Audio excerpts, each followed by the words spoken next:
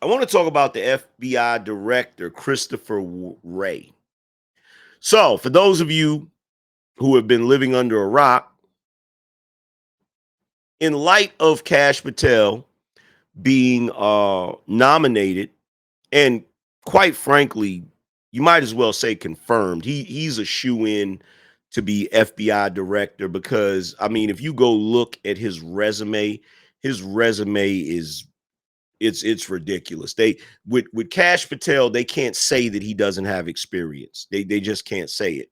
Um, they would love to say the same thing they say about Tulsi, which is, oh, he's a such and such asset or whatever, right? But the thing about Kash Patel that's different than a lot of them, when people start hurling accusations about Kash Patel, he threatens to sue.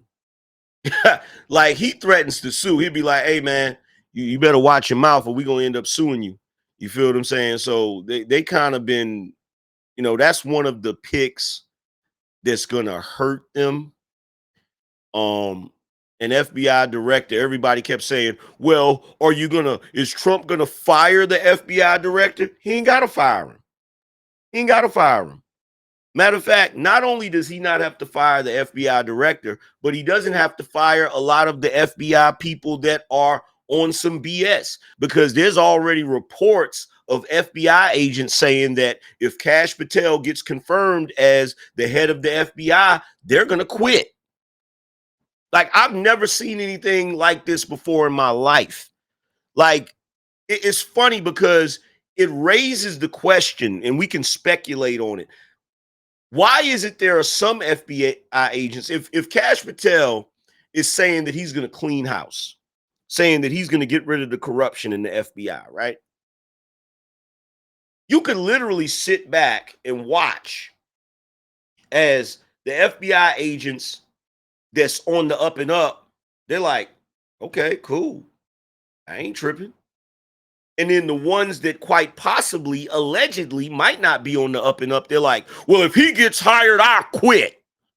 Why?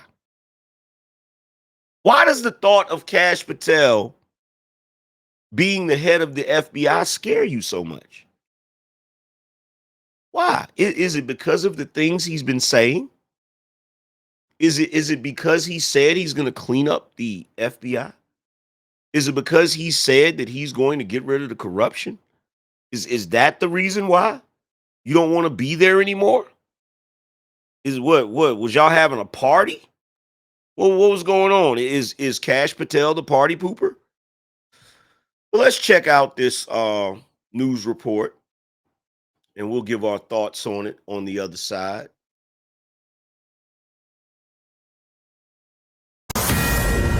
A Fox News alert to start us off here, and really no surprise, but FBI Director Christopher Wray has announced that he is going to be ending his tenure as the FBI Director earlier than the end of his 10-year term, which, again, is not surprising, as Donald Trump has said he wants Kash Patel to head up the FBI in the new administration. David Spunt, live at the Justice Department with the breaking news for us. David?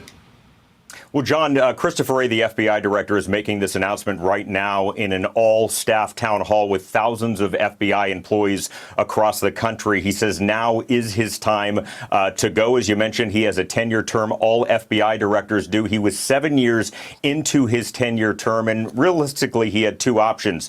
Wait to be fired by President-elect Donald Trump because Trump announced Kash Patel would take over, or bow out before. He has chosen to bow out before. Wray is a former Republican lawyer, former DOJ prosecutor here in Washington, D.C., hired by Trump in 2017 after Trump fired James Comey after the entire Russia investigation probe. And Wray pretty much stayed out of the headlines as much as he could, at least. But in 2022, former President Trump became increasingly angry when the FBI raided Mar-a-Lago during the classified documents investigation. Of course, that was ordered by Attorney General Merrick Garland, who oversees the Justice Department, not Christopher Wray. But nonetheless, Christopher Wray saw the future and saw that it is his time to go. So he will be stepping down, as Kash Patel, the upcoming FBI director, if confirmed, is on Capitol Hill.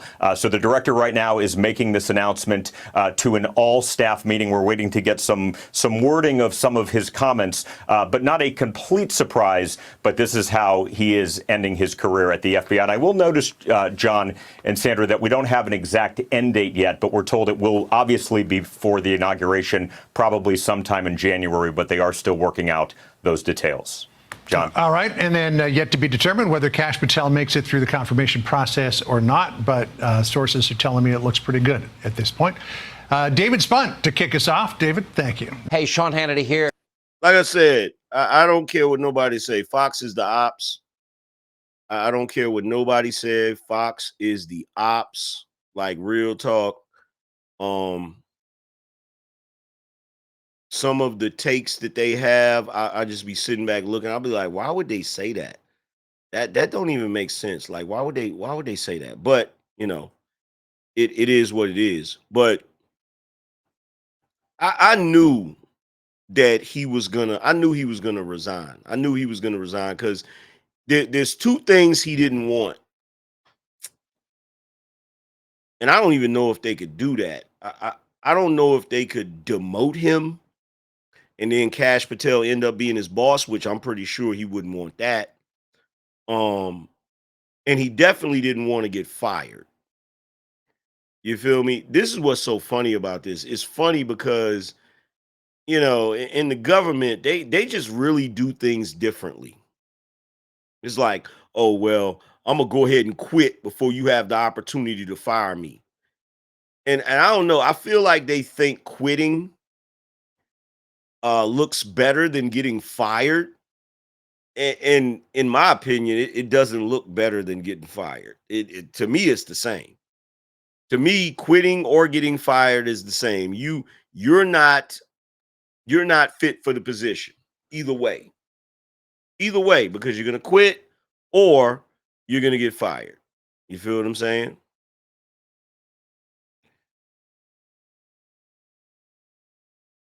Let's see. It says after weeks of careful thought, this is a direct quote from Christopher Wray. After weeks of careful thought, I've decided the right thing for the Bureau is for me to serve until the end of the current administration in January and step down, Christopher Wray said Wednesday, according to NBC News. Like, I'm telling you right now, this whole situation with Trump, it's like somebody cutting the lights on in a trap house and the roaches are just running in every direction. They just scattering, trying their best to save their own behind before they get fired. And here's the thing. It doesn't really matter if y'all quit, because you quitting is not going to save you from prosecution. It's not going to save you from prosecution. You know, so if you did something wrong, and I don't know if I don't have any proof of anything. I'm just speculating like y'all speculating, right? But if they did something wrong and Kash Patel, has wind of it or whatever, you're not going to be able to escape prosecution. And I saw somebody on Pierce Morgan, some lady. Andrew was up there debating some lady, some lady with red hair, and she was talking about but in Congress, they have immunity. They have immunity, and she's just talking about everybody that has immunity. Like, no, sweetheart. No. What you need to realize is that the Democrats set a precedent. Now, I, for one, said that it was a dangerous precedent that they were setting. I said that. I said they shouldn't be going after Donald Trump like this. I don't care if you don't like the man. You shouldn't be going after him like this. You should have respect for the office of the presidency. Like, let's just keep it real. He was a former president, and now he's going to be president again. Have respect for the office, have respect for the title, have respect for the executive branch. But no, you wanted to treat Trump like he was an average everyday citizen. In fact, you treated him worse than an average everyday citizen. You treated him like he was a criminal. You treated him like he was a degenerate. And so now, guess what? How are you going to make the argument that Kash Patel or Pam Bondi can't come after you guys when you went after a president? None of you, the highest office in the land is the presidency. FBI director is not as high as the presidency. And being a FBI director that quit is definitely not as high as the presidency. So the idea that you think, oh, well, it's, matter of fact, you want me to be honest?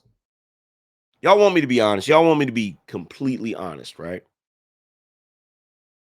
Press 1 if y'all want me to tell the God's honest, raw, uncut truth about the government. And this is the reason why a lot of regular, average, everyday citizens have a problem with the government, right? The biggest hypocrisy of all of this that nobody wants to talk about, right? And the reason they don't want to talk about it is because everybody that doesn't like Trump, they want to pretend like this is normal. They want to pretend like the way they went after Trump was normal. And now all of a sudden you got American citizens that act like they respect the rule of law. You got Democrats and leftists acting like they respect the rule of law, right? And the irony of it is you got all of these people on the left talking about well, Donald Trump committed a crime. He should be convicted. He shouldn't be above the law. Ain't you the same group that was just talking about defund the police? Ain't you the same group that was rioting in cities because of George Floyd, setting shit on fire, tearing stuff? Ain't you the same group that every single time a black man is convicted, you out in the streets protesting, talking about he ain't guilty, he didn't do anything wrong? Every time some dude tries to shoot at the police and ends up losing his life, if he's black, Al Sharpton comes out of his coffin and starts marching down the street, and y'all join him yelling no justice, no peace, talking about the system is corrupt and the revolution shall not be televised. Now y'all pretending like you care about the law. It's the funniest thing in the world to watch. Now you have so much faith in the justice system because it went after Donald Trump. It went after somebody you don't like. So now all of a sudden you believe in the jury and the judge and the prosecutors and the justice system. Do you think we don't remember? Do you think we don't remember? And I tell you something else too. This is the biggest thing. This is the biggest hypocrisy of all of it. The biggest hypocrisy that we have ever witnessed in the history of recent history. Up until Donald Trump, Capitol Hill has been covering its ass. In other words, up until Donald Trump, it didn't matter what y'all did down there. You operated like you were above the damn law, and you covered for each other. You covered for each other. And then the moment Donald Trump got into office, you tried to act like, oh, well, he's not above the law. Since when? Since when have you government officials not been above the law? Just name some congressmen and some senators and mayors and prosecutors that actually got prosecuted for something. I'll wait. That is a short list. That is a short list. And the higher up that ladder you go, the shorter the list gets. But now all of a sudden, well, Donald Trump, he did this and he did that and blah, blah, blah. And I'm going to tell you something else too. All of you people that keep virtue signaling about January 6th, I saw Pierce Morgan do that. Well, you know, the thing about January 6th, and don't get me wrong, it was horrible what they did and they shouldn't have did it.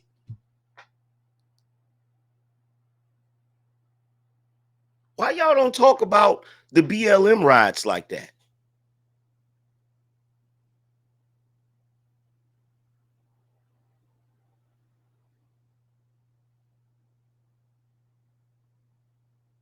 You can even go to Wikipedia right now, and Wikipedia refers to it as the attack on the Capitol. How you attack something without any weapons?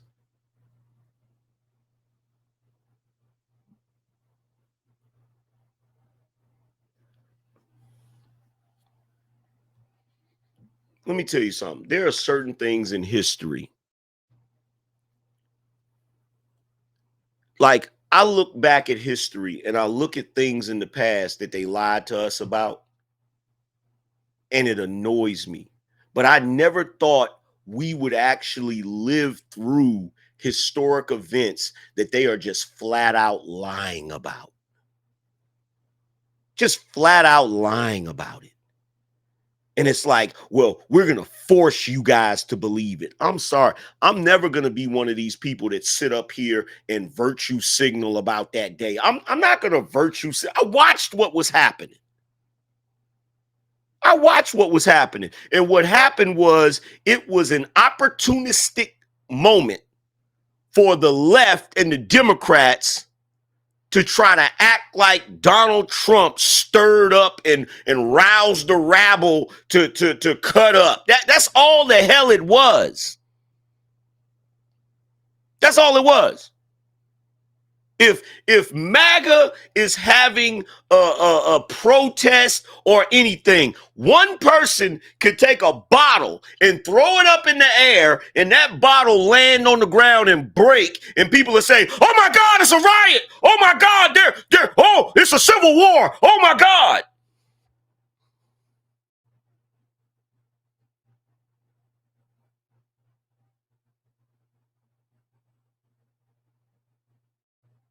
I saw a rally. I saw a MAGA rally where a couple of guys got to fighting at the rally.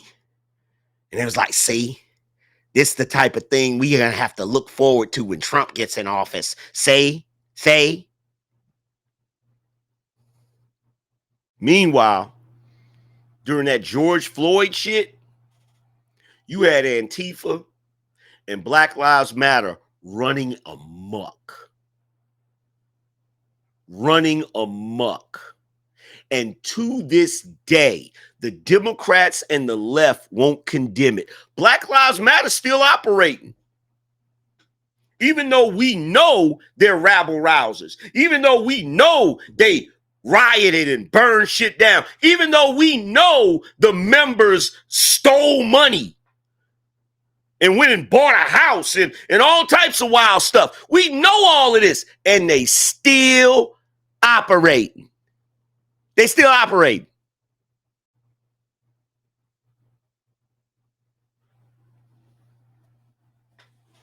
But it's amazing to me because it's like Donald Trump did this and he did this and he did this, and it wasn't even crimes. And you use the full weight of the U.S. government to try to convict this man, to stop him from becoming president again, when you have never done that in the history of this country. You've never done that to anybody. You've never done that to anybody. And the glaring evidence of it, the glaring evidence of how you normally operate is Hunter Biden getting pardoned by his dad. That is how you normally operate. That's how y'all normally operate. You know it's wrong. You know it's unethical for a president to pardon his son. You know it's wrong that he gave him a blanketed pardon for 10 years. You know it's wrong for him to even consider giving somebody a blanketed pardon, a preemptive pardon. But guess what you do? Do you scream all of that destruction of democracy shit with him? Do you scream all of that? He doesn't have any respect to the law. No, you sit your ass up there on the news and you make excuses. And you're so lucky that I don't get to sit on any of them panels. Because if I sat on them panels, I would not be civil at all. They would have to carry me out of there. They would have to call security. Because I would look at every last one of them making excuses for Joe Biden, and I would say, y'all are a bunch of fucking clowns. You're a bunch of hypocrites and you're full of shit. You're sitting here right now talking out of both sides of your damn neck. On the one hand, you want Donald Trump to get locked up for the rest of his life. Meanwhile, you're watching this prick sit in office and do whatever the hell he wants. And you're sitting up here making excuses for it, trying your best to pretend like it's normal. As if you don't have a damn duty to the American people to tell it like it is. It's disgusting on every level. Every level. And you got people on the right, they want to get up there and be studious and, well, you know, they'll sit up there, even Scott sits up there. They say some of the dumbest shit, and he'll sit there like,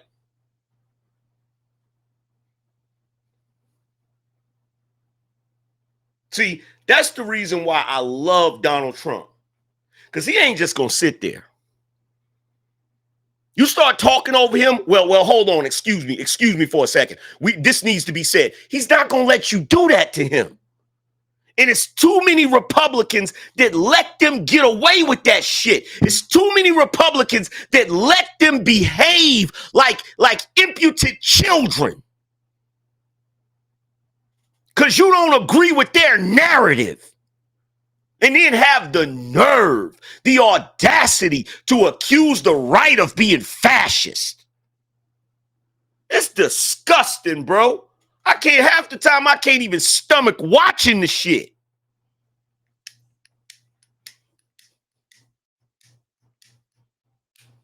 AM on The View cussing out. Man, I would talk so much trash to Whoopi Goldberg. The moment she say something out her mouth, I'll be like, I know you ain't talking down there.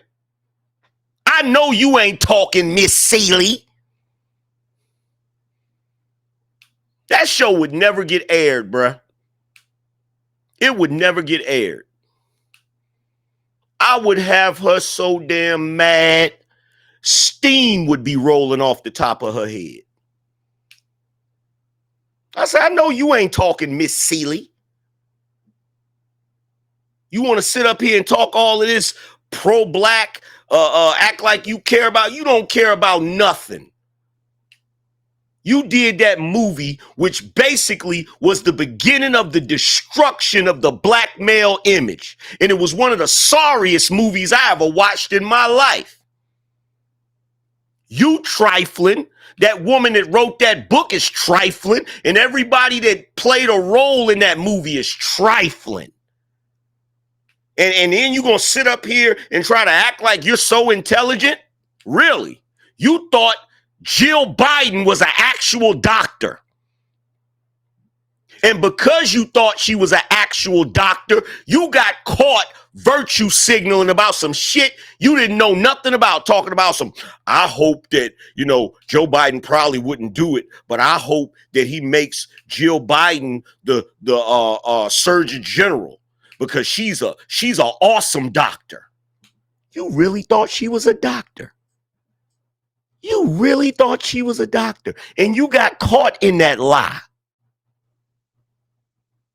You got caught in that lie, thinking to yourself, I'ma just say, in your mind, you're like, I'ma say she's an awesome doctor because she probably is. Based on what? Based on what? What type of doctor is she, Whoopi? Because there's different type of doctors. You know, there's optometrists. There's podiatrists. There's all kinds of doctors. What kind of doctor is she? Is she a brain surgeon? No, she has the title of doctor. The same way somebody gets a PhD has the title of doctor. She's not a medical doctor, whoopee.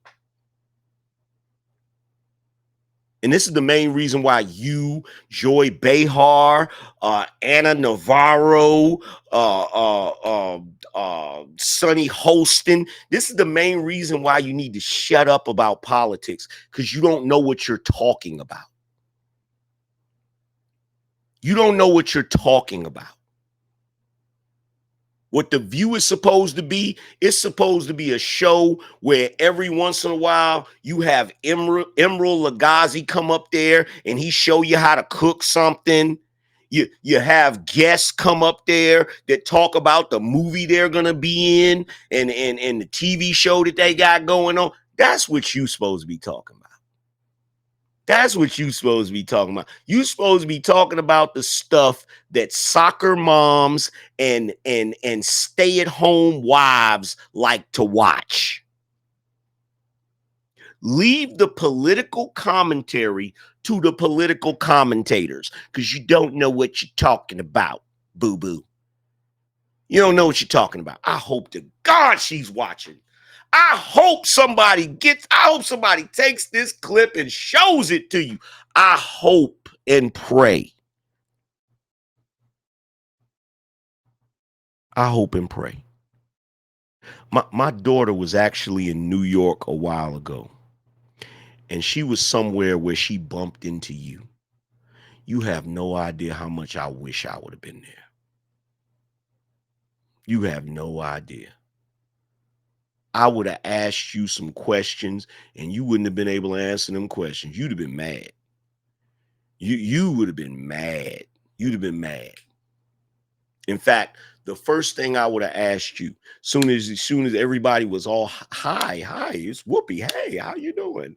And she's like, hi, how are you? I said, I'm doing just fine, Karen.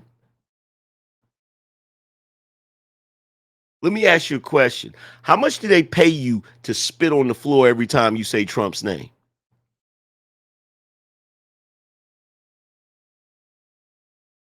How much do they pay you? Do you get a bonus when you do that?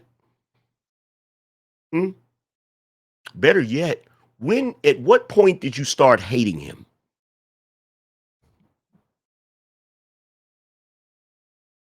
At what point did you start hating him? Because I don't remember you hating him in the 80s and the 90s. When did you start hating him, Karen? When? You're full of it. You're full of it. You and every other woman up there on that freaking show. You're full of it. You're full of it. You're full of it. And I can tell you right now that Barbara Walters' intentions for that show was not for it to turn into that. I remember Barbara Walters on 2020. She actually was a journalist. I remember the days when I was young and journalism, for the most part, was non-biased. I remember that.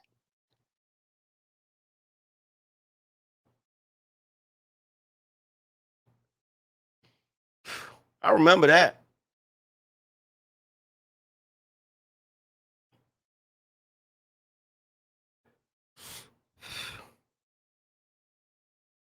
I can't stand that show.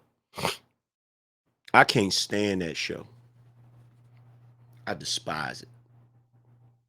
I despise it. It's so disgusting. It's so disgusting. It's a remnant of that daytime talk bullshit. Ricky Lake, Donahue, Montel Jordan, all of that crap. It's a remnant of it.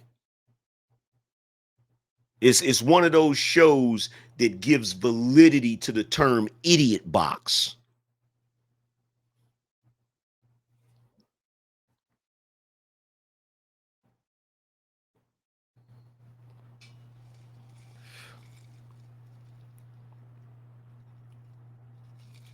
If anybody out there is watching me and you are related to Karen Johnson, aka Whoopi Goldberg, you tell her there's a guy named the Angryman on YouTube that does not like her show at all.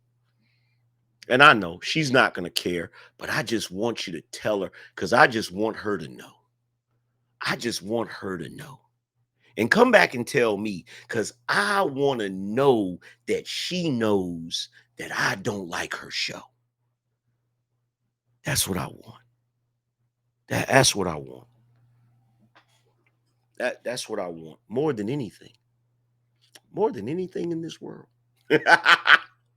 That's what I want. I want the ladies of The View to know that I can't stand their show. I can't stand their show.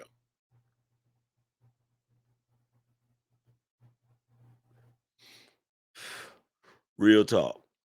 And the level, the one reason I can't stand their show is because the level of fake outrage. The level of fake outrage. I just be like, wow. Like, really? You're that outraged? You're that outraged, really?